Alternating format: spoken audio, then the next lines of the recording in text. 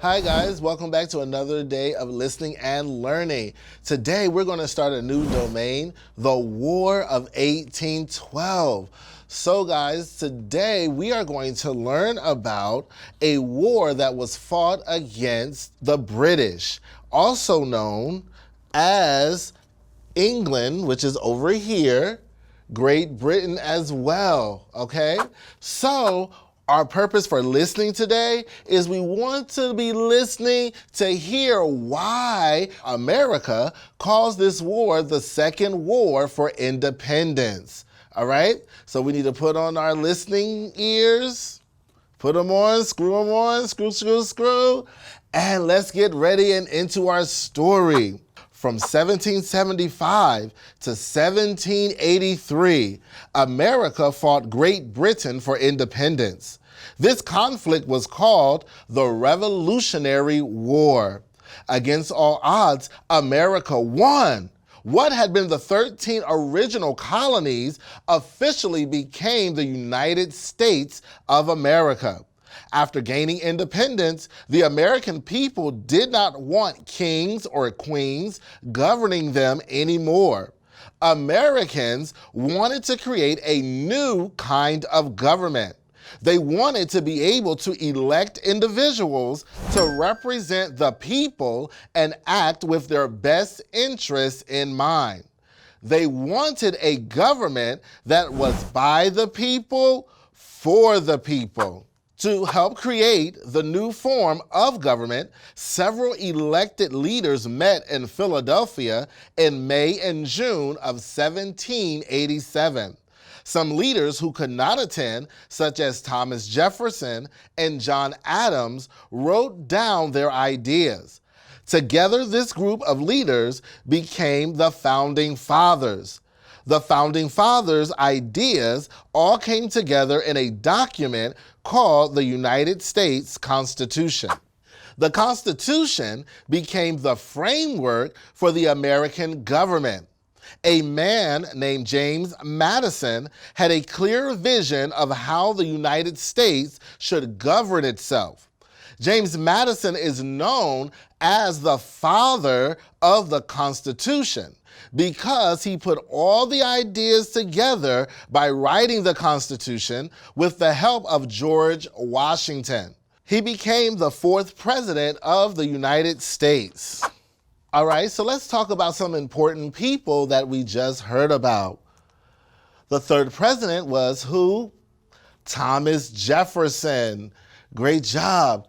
And the next person that we learned about is John Adams, and he was the second president of the United States of America. For many years after the Revolutionary War, the United States grew larger and wealthier. New states such as Vermont, Kentucky, Tennessee, Ohio, and Louisiana were added. New territories were also settled. In 1803, President Thomas Jefferson purchased the Louisiana Territory from France. This purchase more than doubled the size of the United States. Meanwhile, across the Atlantic, France and Britain went to war against each other. This series of wars became known as the Napoleonic Wars, named after the French leader at the time, Napoleon Bonaparte. Napoleon Bonaparte wanted to make France the most powerful nation in the world. Britain was determined to stop him. The United States considered both France and Great Britain to be its friends. It did not want to get involved in these costly and destructive wars. Even though the Napoleonic Wars were being fought all the way across the Atlantic Ocean, they greatly affected the United States. Much of the United States' growth during this time depended upon trade with France and Great Britain. Great Britain and France had many merchant or trading ships. These ships sailed across the Atlantic to trade goods with the United States, Canada, and with many of the British and French-owned islands in the Caribbean. For example, the United States sent flour and tobacco to France and Great Britain. Great Britain and France received sugar and coffee or cocoa from other countries. Both countries wanted to stop the other from trading with the United States. They each also tried to prevent the other from getting money and supplies. They also did not want the United States to choose sides. All right, guys, now let's pause for a moment and let's look at our question. What was the reason the United States experienced growth?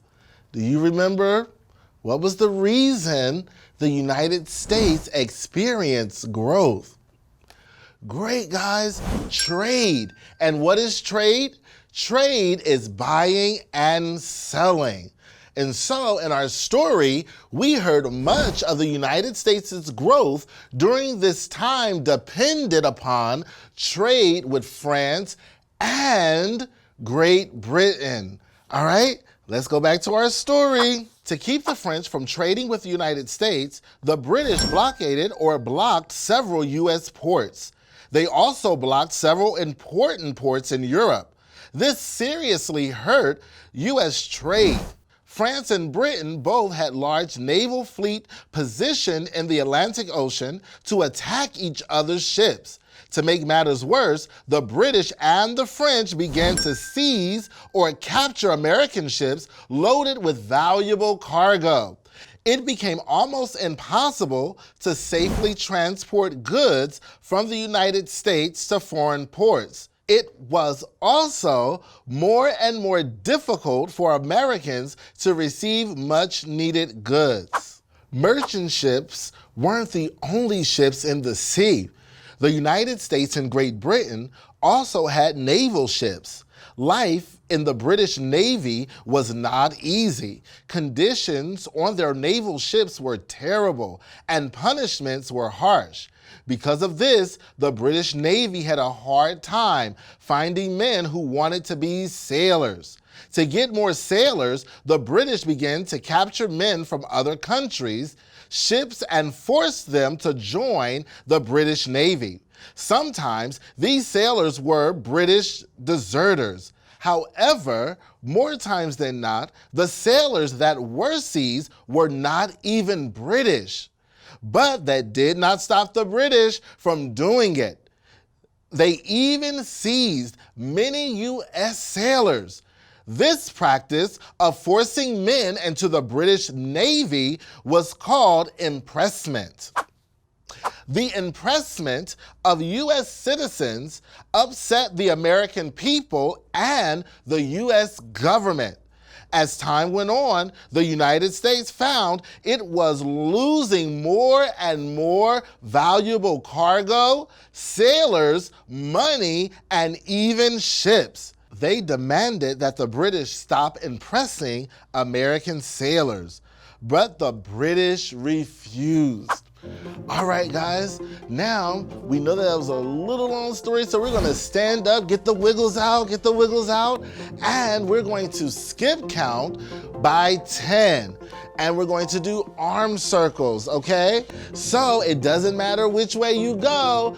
You can go forward or you can go backward, but make sure that you're skip counting by 10. All right, so we're gonna skip count to 100. Remember, we are skip counting by 10. Let's go.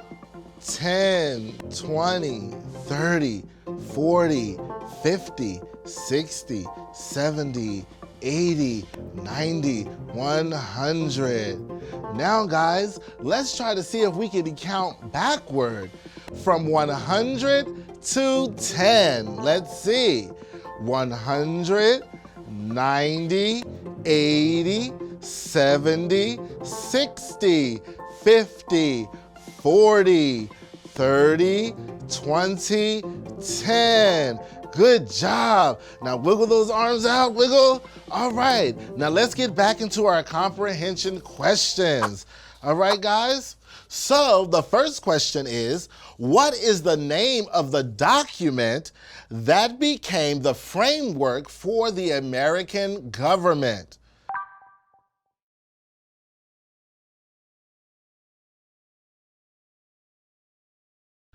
Great. Yes, the Constitution. Good job. And who is the father of the Constitution? Do you remember his name?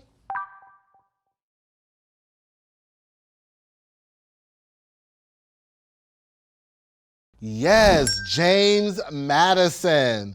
So guys, remember we talked about impressment in our story. So what is impressment? And why were the British capturing or impressing sailors on other countries' ships?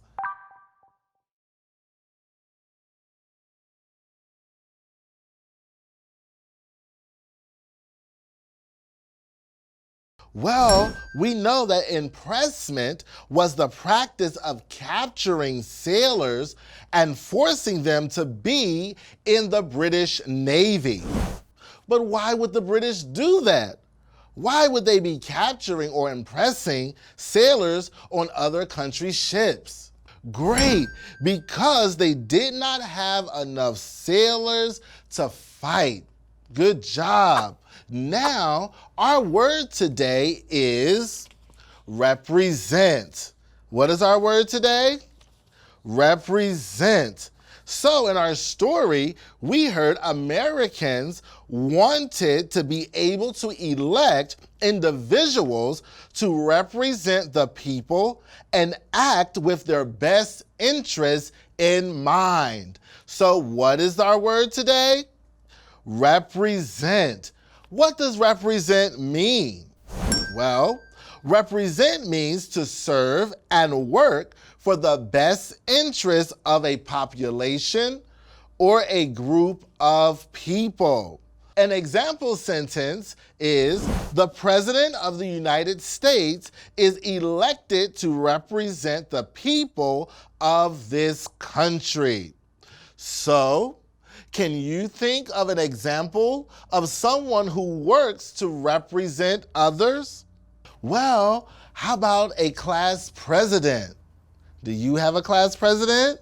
The class president works to represent the student body. All right? So, can you think of an example of someone who works to represent others?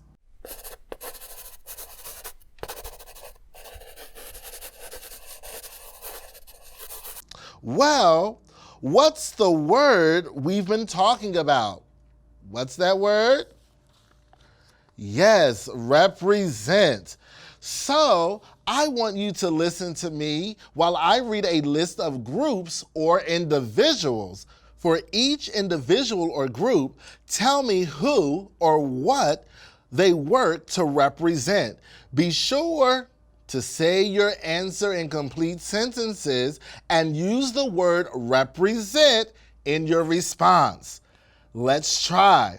Number 1, the President of the United States.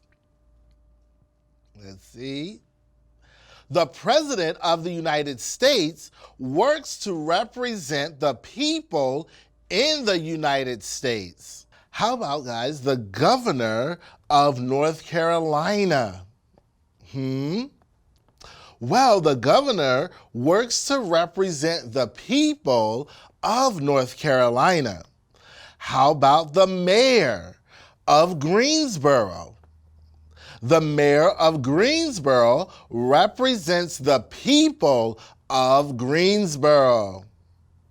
Well, how about student government? Student government works to represent the students and their families. All right, guys, so that concludes our lesson. So remember, our word for today is represent. Until next time, have a great day. Bye.